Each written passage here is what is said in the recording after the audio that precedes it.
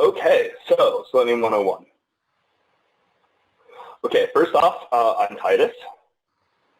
My background is in as a software development engineer and test. I did that at 5 different companies before joining Sauce Labs. And while I was doing those things, I started getting involved in several large open source testing projects. I'm currently the maintainer of the project lead for Water, which is a testing library built on top of Selenium. And then I am also a core contributor to the Selenium Project and have done a lot of work writing code for specifically the Ruby portion. Then I joined Sauce Labs as a senior solution architect 3.5 years ago now. I mostly get to work with clients on their code or do trainings and essentially try to make what people are doing more useful for their underlying goals to improve the process of what testing is supposed to provide. So I've given a number of Selenium trainings, including all-day workshops. So this is kind of a condensed version of an all-day workshop with the highlights. And so we can dig deeper on any of these things, and I have code examples for a lot of this stuff that I'm not going to dig too deeply into in this 1-hour session. So to start with, Selenium itself is a monorepo on GitHub, which means there's a bunch of different components that are all in the same place. Simon Stewart, who is the current project lead, is a big fan of monorepos and trunk-based development and a lot of correct things. I'm not sure how often some of these things work for our specific use case, but in this instance, there are 4 main things that are included in the project code. You have the Selenium server, which can be used in a standalone mode or in a hub or node configuration. What most people think of when they think of Selenium are the client libraries. I'll talk about that more in a second.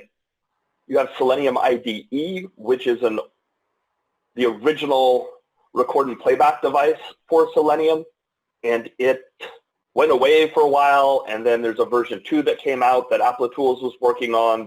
They're not supporting it directly right now anymore. I think Microsoft actually asked if they could take it over, so there might be some more movement on that. I like just a real quick on Selenium IDE and record and playback devices in general. I like them if they can generate code for people to kind of understand in a more graphical way. So bare beginners, what is Selenium doing? What's going on in the DOM? I don't understand. It's a great way to learn about the DOM. It's not a great way to write maintainable test code. And then the drivers, the Selenium project used to have all of the different browser drivers in the project. Right now, only Internet Explorer is left. All right, so what is Selenium? When I'm asking a question like this that's leading, the answer here is obviously no, it is not a testing tool. It is a browser automation tool. I like to think of it as a very do what I say, low-level, interacting with the browser directly tool. And it's designed to do that extremely well. It's got an excellent API. There are a number of other testing options that are coming out there that are testing tools that have better testing interfaces, but the underlying mechanism for interacting with the browser is not nearly as well thought out and technically useful as Selenium is. They have to take more shortcuts and they do some weird things. So what does it do well? It drives the browser well, does the low-level interactions poorly. Now this is things like accounting for test logic. Essentially, if my code says I want to click an element, Selenium is going to get very frustrated very quickly if that element is not available. It's going to throw its hands up and say, it's not there right now, we're done. So you need to have some kind of synchronization logic in there. It won't interact with the operating system. It's designed to operate with browsers. And so there are a lot of things that browsers do with the operating system that are out of scope for Selenium. HTTP responses, this is the big thing that everyone's asked for from the beginning, that Selenium from the very beginning decided was out of scope. And if you need to deal with responses like that, you need to set up your own proxy to evaluate that. And then that's my definition of what Selenium is. So now, let's do a quick history of Selenium. Selenium was created by Jason Huggins in 2004. It was essentially just a JavaScript interaction that was put into a table. Selenium RC, which allowed you to run on a remote machine, came about in 2006. And it was mostly ThoughtWorks at the time that was working on this. And then Google actually started to get involved, and there were some developers that worked at Google. Selenium IDE, which I referenced before, also came about in 2006. And then the full grid implementation, where you could have nodes that would check into the hub, and you could point your tests at the hub and have the hub pick the node that supported the test request to the grid. And this is the same time that Sauce Labs was founded. So the grid and Sauce Labs came about at the same time. Selenium 2 was essentially Simon Stewart developed WebDriver independent of Selenium. And the Selenium developers looked at the WebDriver implementation and realized that, wow, this is a much better way to interact low level with the browser. Rather than doing just JavaScript interactions in an HTML table, it is going to interact with the shim that then interacts with the driver. Oh, sorry, the driver is the shim, and then that'll interact with the browser. And so essentially it allows you to do more things and get around cross-site scripting issues and some of the other limitations that a JavaScript-only approach had. So Simon Stewart, the rest of the Selenium developers spent a lot of time making WebDriver support Selenium code. So you could write Selenium code, it would get translated into WebDriver commands. And so I joke that Simon's somewhat pathological with backward compatibility. And so he really bends over backwards supporting previous code. He likes to brag that you can still run Selenium 1 code on the latest Selenium versions if you have all of the right extra libraries. So Selenium 3 came about 5 years later. Took us several years to get that done. This is the one that I spent the most time working on. And this is essentially removing all of the old Selenium 1 code from Selenium 3 and putting it elsewhere, so it was just a pure WebDriver implementation. And then Selenium 4, which we are still working on, is primarily a removal of all the JSON wire protocol. So we went through the W3C standardization for WebDriver in a browser tools working group, and I've participated in that for the last 3 years. And essentially, we've come up with a much better way. Essentially, we got all of the browser vendors on board. We got Microsoft to the table and Apple. Google was already helping out with these things. Mozilla was interested in being a part of this. So we all got together in a room, and the browser vendors all agreed on what made sense for their browser to support. And Selenium's developers are like, well, this is what we've done. Does it make sense in Apple? No, it doesn't. So let's change it to do this other thing. So Selenium 4, W3C protocol support was slowly added to Selenium 3 throughout its development. And the last version of Selenium 3, which in Java is 3.141.59, because a number of the developers are huge nerds, it supports the entirety of the latest W3C released standard. So Selenium 4 is going to take everything that's available in Selenium 3 and then remove the legacy JSON wire protocol. And that is really important because a lot of the latest browser drivers are defaulting to W3C. And so there ends up having to be translations if you're sending commands with JSON wire protocol and trying to test against one of the latest browsers. I'll talk about this more in a second. So whenever I'm talking basic Selenium, first thing to keep in mind, the first choice you get to make is what language do you want to run in. The primary one, the one that gets the most use, is obviously Java, because that's what WebDriver was originally written in. That is Simon Stewart's preferred language. From the very beginning, all of these other 4 have been supported. Jim Evans has done a lot of great work with the C# libraries. There's a number of people working on Ruby, including Alex Rodionov and Thomas Walpole. Python has had several maintainers and contributors over the years. David Burns is the primary one. JavaScript is probably the least maintained right now. It's got some issues. We're trying to get, it's kind of difficult to get JavaScript developers to work together on a larger project because they often just like to do their own thing, which is what it is, but doesn't really fit in well with the Selenium approach.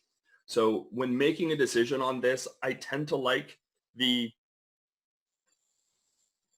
strong languages that are the strong, non-static languages like Ruby and Python, because it allows for a lot more flexibility. And then I've been doing a lot more Java development recently, since that's where most of the Sauce Labs clients are. And the Java and C# provide a lot of really interesting protections and structure around a lot of these things because of the strict typing. And then browser status. These are the different browsers that are currently supported in the Selenium code directly. And Jim Evans has this really great site called WebDriver Herald. This data is actually a year old, but it gives a good indication of where things stand. We want to take a look at this column here that shows essentially the percent compatibility with the W3C standard. And you can see that Jim Evans has put a lot of work into the Internet Explorer compatibility, and also the Chromium, the Google and the now Microsoft Edge Chromium-backed support. You see that has really high compatibility as well, the 99 plus. You can see that Firefox has a few issues that it still has, but the important thing to look at is down at the bottom, the Safari with 82, 83%. And just the Safari development process, where Safari driver is tied into the Safari browser itself, and the Safari browser itself only gets released and updated with the operating system. And so there's a lot of difficulties with the pace of development and then the overall support for the W3C standard.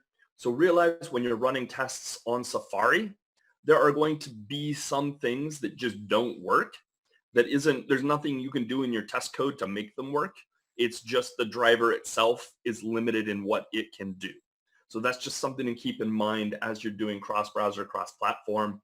Most of the browsers are much better than Safari, or are well supported. And the idea behind W3C is it used to be that different browsers would respond to the same command slightly differently. With W3C, you can now say, hey, Firefox is doing something different than Chrome. Which one is right? And you go to the W3C page and you can see. So we're not going to get too deep into this, but it's important to realize that what's going on, what Selenium is doing, is it's essentially translating your code into these JSON blobs that it's sending to endpoints. And you can see in this first one, this is what that line of Ruby code that I wrote up there is sending this JSON blob to the 9515 is the port for Chrome driver. So it's sending to the Chrome driver a desired capabilities, and then also you can see in the lower right their capabilities. And the desired capabilities is the old JSON Wire Protocol implementation, and capabilities is the new W3C. We're doing this weird thing where we're sending both every time, and then whatever the endpoint recognizes, it will send back saying, we recognize JSON Wire Protocol from this, and so please use JSON Wire Protocol when communicating with us in the future. And that's important for Sauce Labs specifically. I'll talk about that in a second. Then the response that we get from the driver or from the server or from Sauce Labs is going to look like the bottom, where it's going to show, hey, we recognize that it could, because that's a capabilities return, we're going to say, oh, that's a W3C. It recognized W3C. And so here are W3C values that we're recognizing and some of the things that Chrome added itself. So understanding that the JSON is what Selenium is translating, just kind of a big picture view of what's going on. You have your code on the left. It's in Java. So you've got tests that are written that are using that. House is standing for a framework. You're using some kind of framework with your code that's using Selenium, and that's all in whatever your language of choice is, Java, Ruby, Python. And Selenium is translating that pretty code that you have written into JSON blobs, and it's sending it to a driver. You can see that that's my clever way of saying the browser driver. And then the browser driver is interacting with the browser itself. And then if you're running with a server, and this is showing locally, you can run it on localhost. You'll see something like this. And there's just an intermediary where it's the JSON, though, that's getting passed between Selenium to the server and then to the driver. The important bit is that the driver and the browser need to be on the same machine. Typically, in this remote execution, the node server and the driver and the browser all exist on the same machine. So all three of the things at the bottom four are on one machine. And then the server on the top line there can be on its own server, different from on its own machine, different from where the code is running, or it can be on the same machine. There's a lot of flexibility with this, but realize that the JSON is what's getting sent back and forth, and it's the driver that ends up getting that. And then the proprietary way that the driver interacts with the browser. Now all of the browser vendors are writing their own, so they can use the correct low-level API interactions on the system to do exactly the right things in the browser. So just a quick thing on the Selenium project. We actually do have a new website that'll get things sent to, but there's a way to get involved. It's a really great group, and our Slack channel is very active. All of the developers for Selenium are typically pretty active in there. So I just like to point that out. So next, let's get into what are the components of a Selenium test. So I've got a test site here. Actually, I think I'm not even using that site, so ignore that. There's 7 components of a Selenium test, essentially. You have to open the browser. You have to navigate to the system under test. You need some way to synchronize the state of the code or the state of the site before you interact with it, which is a step that a lot of people miss. Then you need to locate the element you want to work with, perform actions on the element or get information from the element, and then you kind of repeat steps 4 and 5 as many times as you need to. And then you make some kind of assertion, because it's not actually a test if you're not making an assertion. And you may or may not be surprised at how often I see tests, quote unquote tests, that don't make assertions and are essentially impossible to fail. I like telling the story of my boss, Marcus, where he ran, their entire site went down and the test suite ran overnight, and they came in and 37 of the tests still passed. So essentially it was impossible for those tests to fail, and they just didn't recognize or understand that. So then you need to close the browser, end the session. So just some basic code. You're going to open the browser by instantiating a new driver. It could be the browser driver. It could be a remote web driver if you're working against a server. Navigate is just a driver.navigate.to or driver.get. Then you need to do this synchronization. This is one way to do it, to instantiate a wait, WebDriver wait instance, and then use an expected condition in order to locate an element and work with it. Then you store that result in a variable, and then you use that variable to take an action on the element. So click in this case. And then you want to make some kind of assertion, whatever that is. And this is just an example of a potential assertion. Then you need to close the browser. So here's what a full example would look like for a Selenium test. Just all of those put together. And this would work as a test. So with that understood, what does it look like to use this in the real world? So say we want to run a test locally. There's essentially 3 different options you have for managing drivers. Now realize you need the browser on the system and you need the browser driver on the system in order to do these things. Selenium by default will look for the driver in the path environment variable in the operating system. So you can specify in the environment variable where the driver is located, and then Selenium will pick that up. Or you can specifically set the location of the driver. In Java, it's a property, and you pass in the location wherever that is.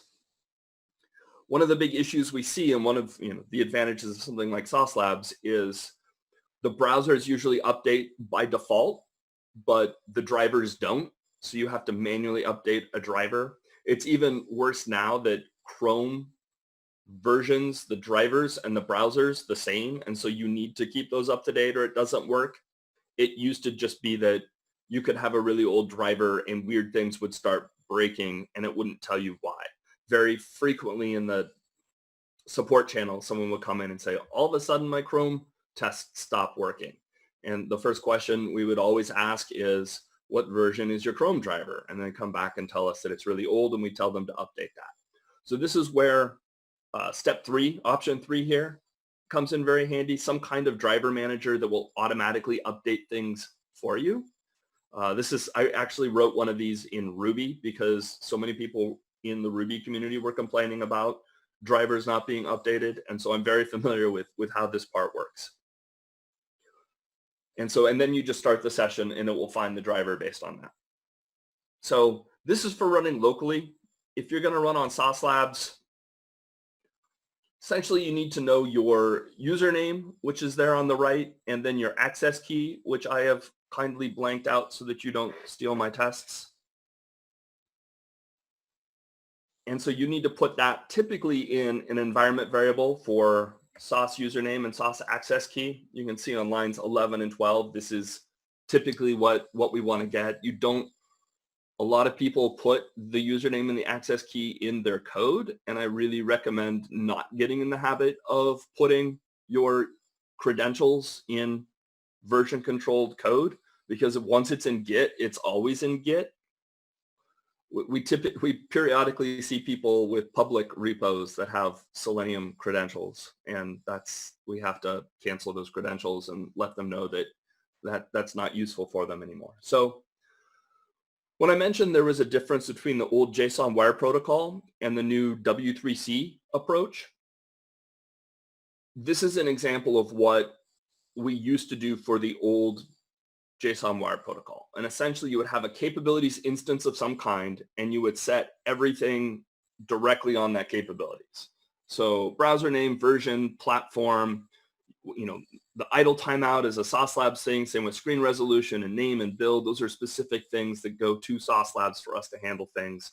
And then we would have you pass in this URL where you're giving us the user and the access key at ondemandsaucelabs.com, and then you would just initialize the remote WebDriver with that URL and those capabilities. Well, one of the issues with W3C, and these are the only things that W3C recognizes as capabilities. If it's not one of these things, it's not going to handle it correctly. And so if you're working with Sauce Labs, you can no longer set at the top level Sauce Labs specific commands. And so that's where it gets a little tricky for Sauce Labs users. So the new way that you have to do this is you have to use a mutable capabilities instance, and each language is going to be a little different. But Java, you would set it up like this. A lot of languages, you just create the hash or the JSON yourself and send it in. Java obviously is using the typed methods to pass in the values here. So you have to have a separate sauce options, and then you could look at line 19 where you're passing in those sauce options in a key sauce : options. And then you can see lines 15 through 18 are all valid. So it's either one of these commands, or it has to be something with a colon in it. That's usually the vendor colon, whatever the value is. Usually everyone's putting it in an options, but sometimes you'll have specific values after the colon, or specific keys after the colon for a specific value rather than a hash or a map. So these are the things that are allowed. The main things for Selenium, we have this fun platform configurator where you can essentially use drop downs and it'll generate the code that you need at the bottom to use that in each of the different languages. So here's an example where we're picking the WebDriver protocol, the W3C protocol. We're using a PC Windows 10 with Chrome 83. And then you can see the things at the bottom there, including the sauce options that were created. So that first line, sauce options, it's just an empty thing right now in this code. We offer dozens of configurations that can be added to that mutable capabilities instance.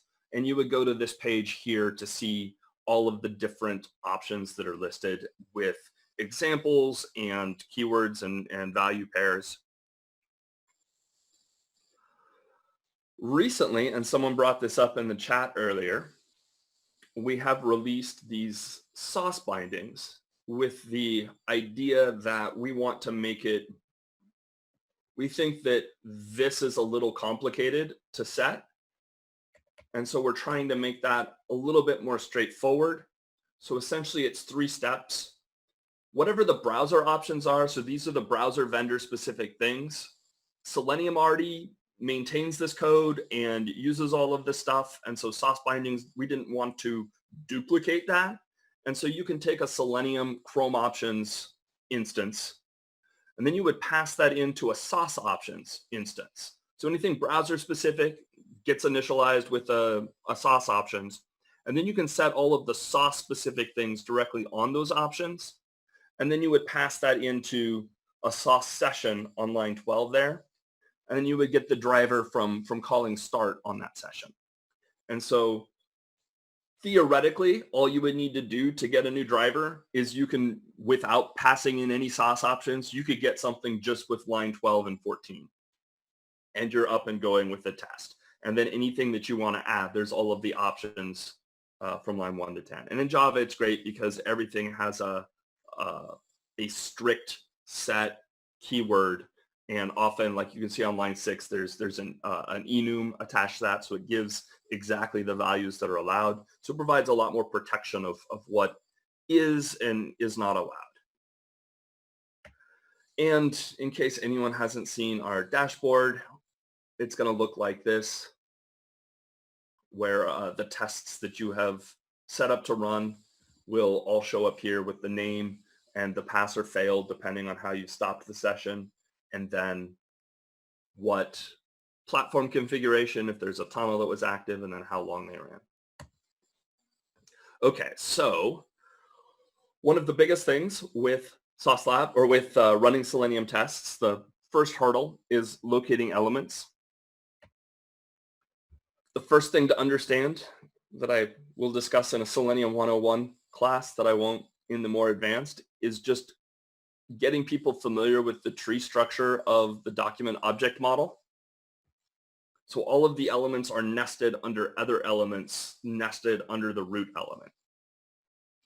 And to see these, we go to a site, we right click and we hit inspect, or it's all of the browsers have something like this. In Chrome, it's inspect. And then you can see the elements that are there in the tree structure, and you can navigate up and down.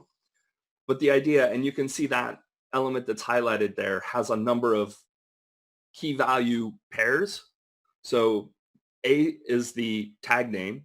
A is for anchor, which is a link. And then ID is the key with a sign-in value. Class is a key with nav item and nav link as values. We have a data-test attribute, and then we have a href attribute, and then the text of that element is sign in, and that's between the brackets there towards the end. So the different ways to locate elements. There's 8 that are directly supported by Selenium. W3C actually drops that down by several, and so we end up converting a number of these to CSS in the bindings to get sent along. But for backward compatibility, these are the things that have methods in the by class. So ID and name are often unique. ID is supposed to always be unique. Name, typically in a form, is unique unless it's a radio button or things like that where there can be multiple of them. So those are often good options for locating an element if they're present. Things like class name and tag name usually are not unique. There's usually several elements with a class, and I'll show what that would look like to work with those. Usually bad is the link text and the partial link text. It depends on the specific context of your site. If typically the text on the page is more likely to change than the attributes that reference that element, typically. So usually it is better to use the attributes to locate the element than the text itself. And this is where we call it a brittle test. If something changes and the test can't accommodate it, typically it's more brittle to locate by text than it is to locate by attribute values. But it will depend on your specific use case. Then we have the advanced approaches of CSS and XPath, which pretty much everyone needs to use. I see some people giving opinions on XPath in the comments, which we'll get to. So just here's an example of the code that you would use for the different things where you would find one thing. For things like I said, that class and tag are typically not unique. And so what you can do is you can make a find elements call and then get the specific. And obviously in Java, it's 0 index, you get 1, and that's the second element for those things. So XPath versus CSS. There are 2 main differences between these. XPath can do 2 things that CSS cannot. It can traverse the DOM in any direction, which means you can locate an element and then go up or to the left and get another element based on the one that you've located. CSS only allows you to go down and to the right. The other thing XPath can do that CSS cannot is it can locate elements by text and partial text. So Selenium provides a way to locate links by text and partial text, but not any element. XPath will let you locate any element by text or partial text. And again, in general, I consider that a brittle approach, but sometimes it is the best way to do something, and XPath is the one that allows you to do that effectively. Now, I typically highly discourage people from using XPath. One, most people who use XPath get really lazy and right-click the element and click the copy XPath button, and it gives you this really long string of a hard-coded exactly all of the where it exists in the tree. And that's extremely brittle because if anything changes on the page, your test now fails. As I have written a hash map to XPath translator, XPath, the implementation of it is not bad, but to write it correctly is really difficult. There's a lot of assumptions that you end up making to write it in a readable fashion. And the readable fashion is usually wrong. So XPath tends to be more computer readable, where CSS tends to be more human readable. Also, CSS is something that front-end developers are constantly working with. Most people, if you talk to most developers and you want to work with them on XPath, they're going to be like, what is that? We don't understand this. So for the purposes of working with developers, CSS is better. And for the purpose of just being able to more quickly understand what's going on, CSS is better. So working with elements, this is the different kind of information you can get.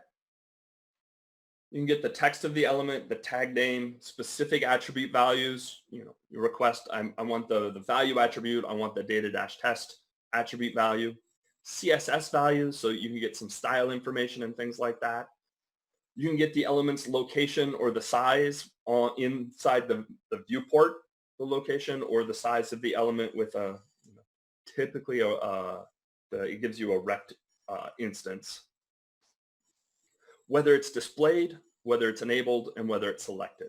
Now, displayed, just as a side note, in the W3C process, there was a lot of hand-wringing over is displayed. And essentially what it came down to is there is no way for all of the browser vendors to be able to agree on this is what it means for an element to actually be visible to an end user on the page in a way that can be actually specified in writing. And so they essentially kind of punted on the whole thing. One of the things that Selenium builds are these complex JavaScript. You use a Google closure and it generates a bunch of things and executes, and it comes up with this JavaScript atom. So this compressed packet of JavaScript. Now, I say compressed, it's still 45 kilobytes for the is displayed check. That's all of the things that go into trying to validate all. Is it, what's the opacity? What's the pixel size? What is any of the things that people use to show or hide specific elements? And because the W3C could not agree on what it meant to be is displayed, we removed the endpoint. So it used to be you would just query the endpoint and it would give you a true or false back. Now you have to send this 45 kilobyte file and blob and send it to the execute script endpoint, and then it will run that and then give you a result back. So that's not as efficient, especially for any remote execution.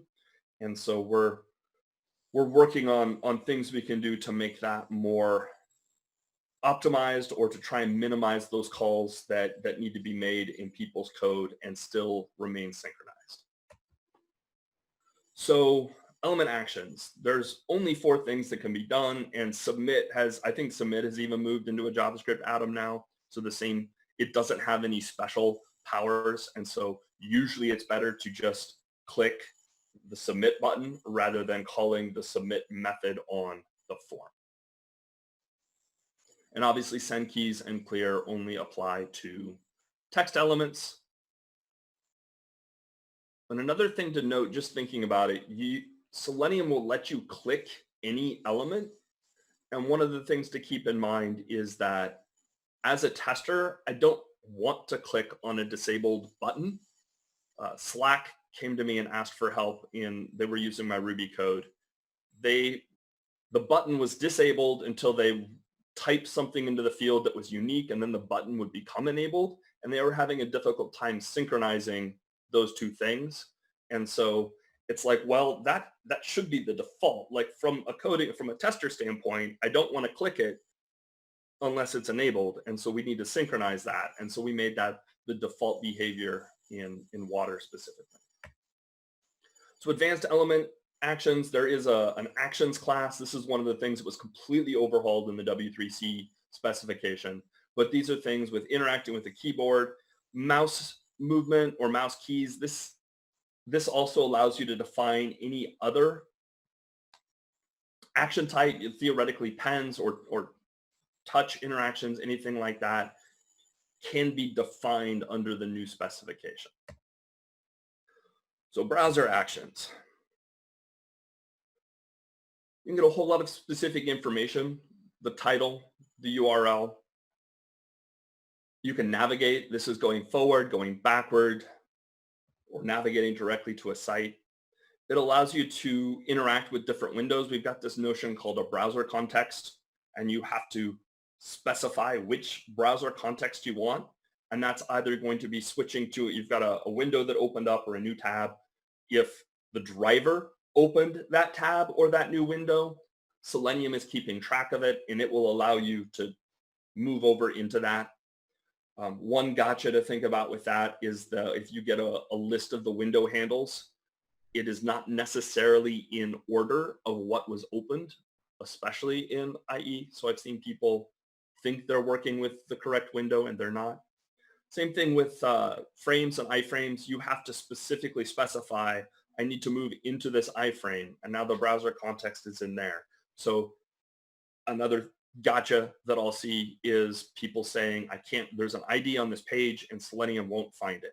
Again, the first question is, do you have frames or iframes on the page? They'll say yes, and then you have to walk them through specifically switching into that. JavaScript execution, you can send any JavaScript to the page, have it execute and get the response back, or just have the action taken.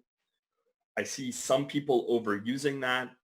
Realize that every time you do something with JavaScript, you're not actually emulating what the user is doing on the site necessarily. So be careful with how you're doing JavaScript. Cookies. Cookies is a great way to do some things in the background for setting things up, or to verify that, are we authenticated? Let's get the cookies and see if we've got an auth token in there. That's a great way to do it. That's completely independent of what's shown up on the site if you're not testing the UI directly. Files, uploading and downloading. Be very careful downloading. There's usually not a good use case for downloading. Usually there's a better way to test something. I put it in the Slack channel earlier, but my general approach is you want to validate the functionality in the least expensive way possible. What are you actually testing? So some people will I want to download the PDF and make sure that it has all the content in there. It's like, well, what is the code that's actually generating that PDF? You're using a third-party service. So now you're testing the third-party service. Is there a way that you can test the inputs and the outputs without actually having to go through the browser? A lot of people, especially coming from manual testing backgrounds, only think in terms of the browser rather than thinking about the best way to validate a specific chunk of functionality. And then you've got alerts. So you've got all the different types of alerts, and there's all different ways of handling that. W3C also has some great things that you can put in that are new features that weren't present in the JSON Web Protocol. So you can specify how to handle alerts. That was something that was different. Chrome and Firefox handle alerts differently. If you tried to get text from an alert that wasn't there. Actually, if you tried to take a non-alert action when an alert was on the screen, Firefox would raise an exception and close the alert, assuming that you wanted to continue. Chrome would raise an exception but keep the alert there. Well, now you can specify which of all of the behaviors you want. I think there's 5 possible options of don't raise an alert and keep going, or raise an alert but keep it there. All sorts of potential options there. Same thing with things like page load. It'll let you decide are you going to wait for the document ready state or just interactability, or are you just don't wait for the page to load at all. Things like that are really exciting functionality in the new WebDriver specification. So quick thing on real world usage. This is the stuff I love talking about a lot, which is getting into the whole, how are we building a test framework around Selenium essentially to handle the do what I mean parts.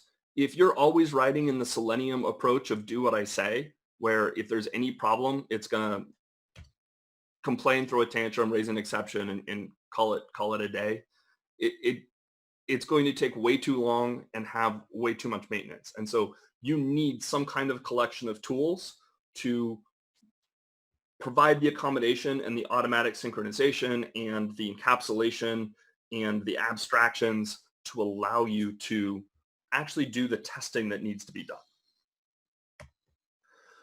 So I got a list of 8 components of a test framework. I've given talks on several of these. I can probably do half an hour to an hour on each of these with code examples, but just big picture, assertions on actions, that's just writing the test itself. You want that to be declarative, not imperative. I'm not going to get into that for this one. Initialization and cleanup, this is just the setup and the tear down. This is usually creating the driver, setting the global state as necessary, and then the cleanup and just making sure that all of the things for unit tests, this is usually like clearing out the database or deleting things. In UI testing, that's not usually necessary in my experience. Data modeling, this is something that not a lot of people do, abstracting out data and making it easier to see contextually what's being used.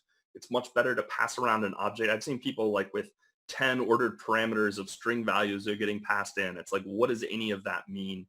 Create an object that you need, pass the object around instead of a bunch of strings. Configuration. Also kind of talked about this a little bit in the Slack channel when someone asked. I tend to like running one platform configuration per build. And so each build will set environment variables or system properties, then get used for initializing the driver. Typically, and oftentimes I'll see huge nested conditionals, especially in Java because of typing considerations, but you'll have all of these conditionals that go through all of this stuff. And most of this configuration data, there's no logic that has to happen in there. It just is values set to pass along. So typically I put configuration data in a separate serialized file that then can get used. Site modeling abstractions, this is a page object. This is what I gave a talk at SauceCon last year. A lot of different ideas for how that can be leveraged. Essentially, you're looking to differentiate your business logic and requirements from the actual implementation details. It's usually one of the best ways to improve maintenance costs going forward. Synchronization strategy, I've talked about quite a bit. Essentially, you want to make sure that the element is in the right state for taking the action.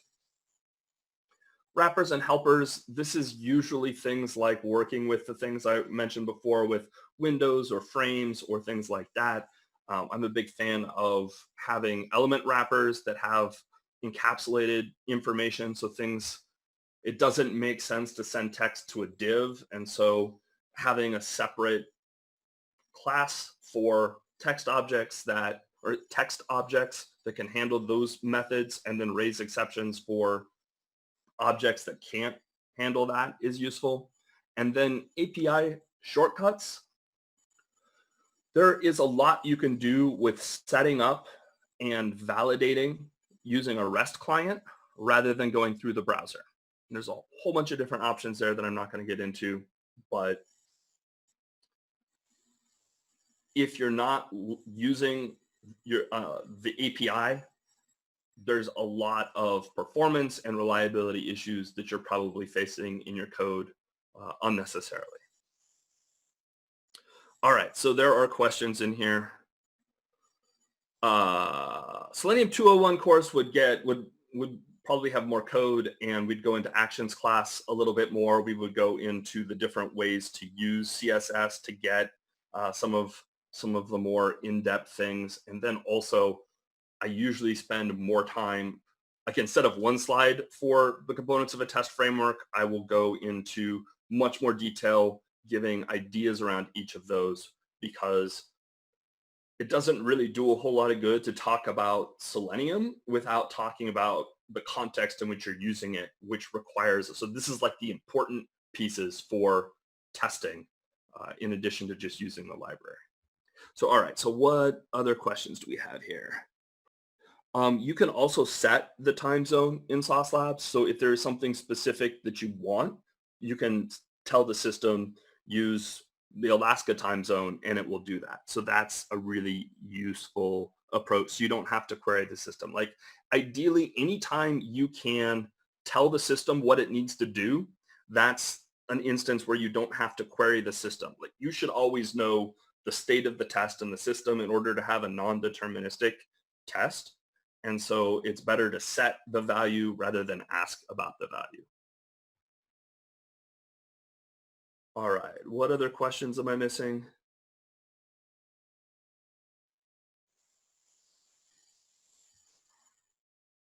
Is there anything else people want to know? I'm obviously available right now, in Titus, forums for answering questions. This is the kind of thing I do even in my spare time. So drag and drop. Titus, do you have any experience with React? I see ID and CSS. One thing I'll mention that I really like is I referenced the data-test attribute. Custom attributes to be HTML compliant, they need to have a data dash prepended to them. A lot of frameworks ignore that, but one of the things I really like to do is if you have control over the DOM, if you have developers ready to work with you, instead of asking for IDs, I often ask for a data dash test or QA or whatever you want to do, because that provides context for why the element is there. Usually if people use classes and some design change happens, your brittle setup is now failing. If it's a data dash test, then everyone knows this element is being used for a test. An ID is not going to change it, and if they move the element somewhere else, they'll know to also move that data dash test value. Using Selenium within a content management system, yeah, I can talk for an hour on test data management and how to work with that. There's a lot of potential problems. Ideally, each test is able to control all of its own data. When you get into CMS, that gets much more difficult. The last time I worked with a CMS setup, I would make API calls to query the state of specific things, and then I would use that. One example is I would just grab the first thing on the page, put it in the cart, check out with it, which worked great until we ran enough tests that the backend we were running against said that was out of stock. So all the tests started failing. We didn't know why, and it's like, aha. So then I would use an API to check the state of, is it in stock? Is it enabled? Is it all of the things? And then I would locate it and use it.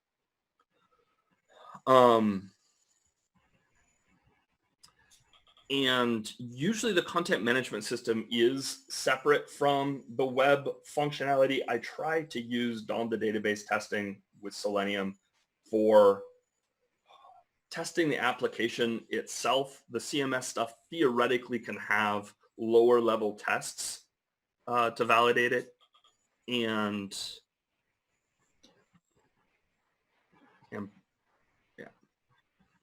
there's something about running tests on dev or prod. It's probably just going to be a subset of tests that run on prod, and you would just need to be careful. I know I've seen people run into issues trying to test, have automated tests with financial and payment things on production, which is not good. All right, I think that's everything that I'm seeing right now. There's some private message here that I got. I will answer that later.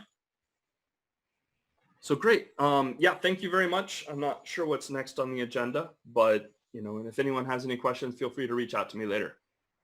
Okay, so once again, thank you very much for taking the time. As we mentioned, this was our first time doing this virtually. Hopefully it was as successful as we think it was.